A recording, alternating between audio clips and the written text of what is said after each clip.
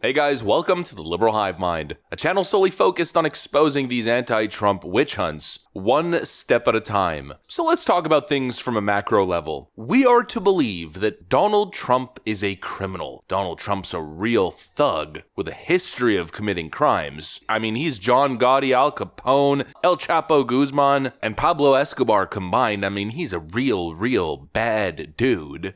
And Corn Pop was a bad dude.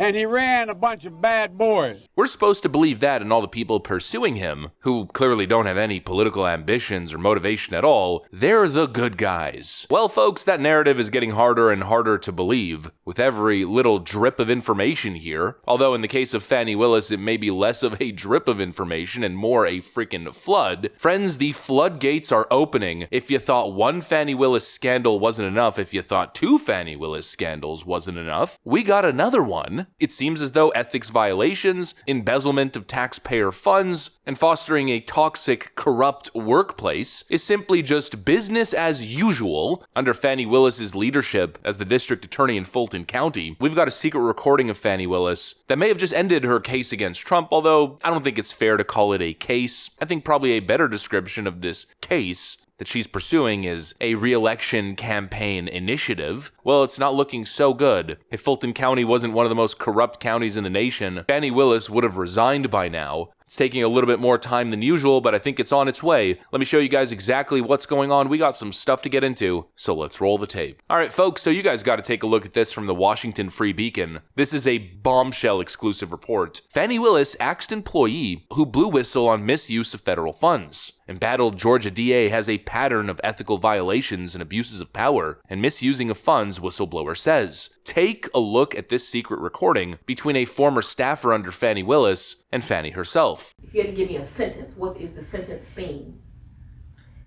Once I told him about his, respectfully and in an email, about his lack of leadership and the fact that he wanted to do things with grants that were impossible. And I kept telling him, like, we can't do that, and questioning stuff. He would take me off projects, tell people I wasn't doing what I was supposed to because I questioned him. Because I understood, I helped write that grant. I knew what was in that grant. He told everybody in front of Crystal, Deontay, everybody, we're going to get MacBooks, we're going to do that, we're going to get swag, we're going to use it for travel. I said, you cannot do that. It's a very specific grant. Took me off. I questioned Junior DA. There's kids in there from out of the county, all this. Took me off Junior DA. I did not want to do it. He made it look as if I wasn't doing what I needed to do because I questioned him. Because I knew for a fact Mr. Cuffey respectfully did not know what he was doing, period. So I respect that is your assessment. It was clear to me that you and Mr. Cuffey were not getting along. And I'm not saying that your assessment is wrong. I want you to really listen to the words I'm saying. Cuffey, and this is my personal opinion, to one woman to another, is dangerous to your administration. He tells people, when I reached out to you, he told me, you think your word is safe? Exactly when you reached out to Miss Willis, she called me and told me, she tell me everything. So once you reach out to her, she's going to reach back out to me. So I didn't even go to HR. And he put Dexter's name on my PDP, and I didn't even feel safe going to anybody. Can I tell you something? Mm-hmm. I have 3 supervisors that have failed in this building.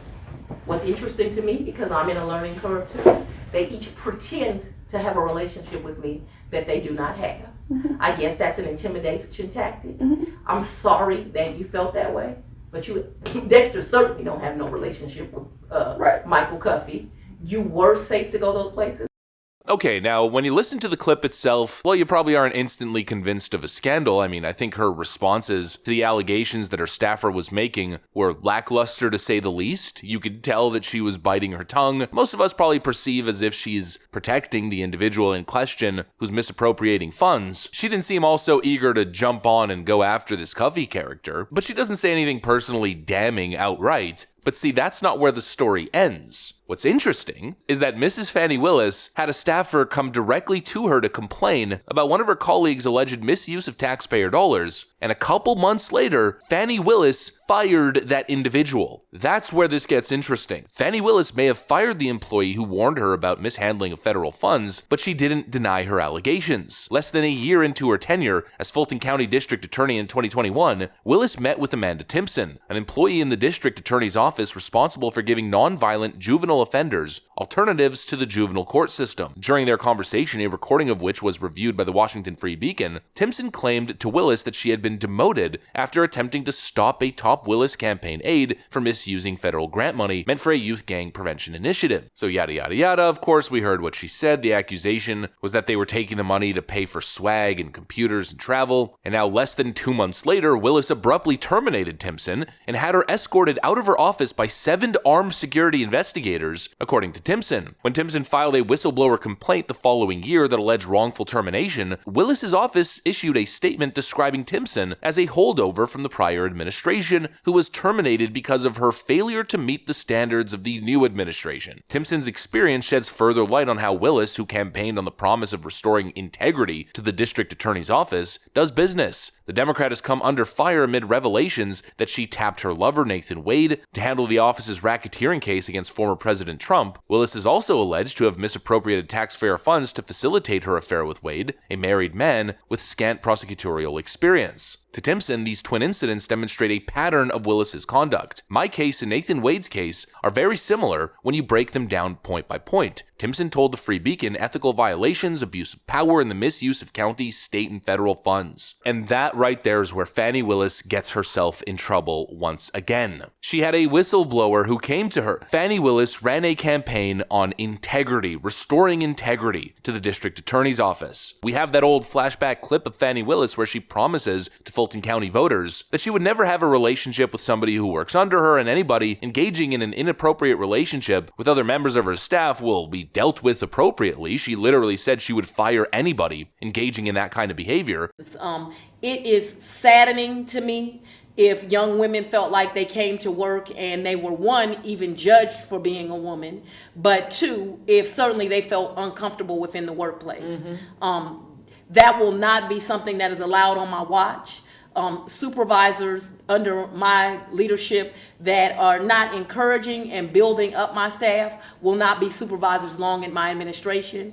And I certainly will not be choosing people to date that work under me. Let me just say that. And then lo and behold, she engages in that exact type of behavior in the worst kind of manner in the biggest case of her career, really, in the biggest re-election campaign of her career. And then on top of that, to add insult to injury, she doesn't resign, in other words, firing herself for engaging in the exact type of behavior that she deemed unacceptable and a fireable offense. No, of course not. She fired the only honest person working under her, a whistleblower who came to her privately to alert her of the personal misuse of federal funds. That's the person that Fani Willis decided to get rid of. I mean, what do I even need to say at this point? I feel like it's pretty clear. We see who Fani Willis is. It seems like it's all catching up to her now. She's got a whole big mess to deal with. Supposedly Donald Trump's the evil criminal, and they're the good guys, but it seems like the good guys are being exposed as corrupt lunatics attempting to weaponize the justice system to go after Joe Biden's political opponent. Fani Willis simply cannot be trusted. She's corrupt, she should resign, and it looks like her case going after Donald Trump is going to be in complete shambles here. Anyways, that's the update on Fani Willis. I told you there'd be more. There's always more with this woman. Hopefully you enjoyed it. If you did, make sure to leave a like and possibly subscribe. Thanks for watching, and I'll see you on the next one.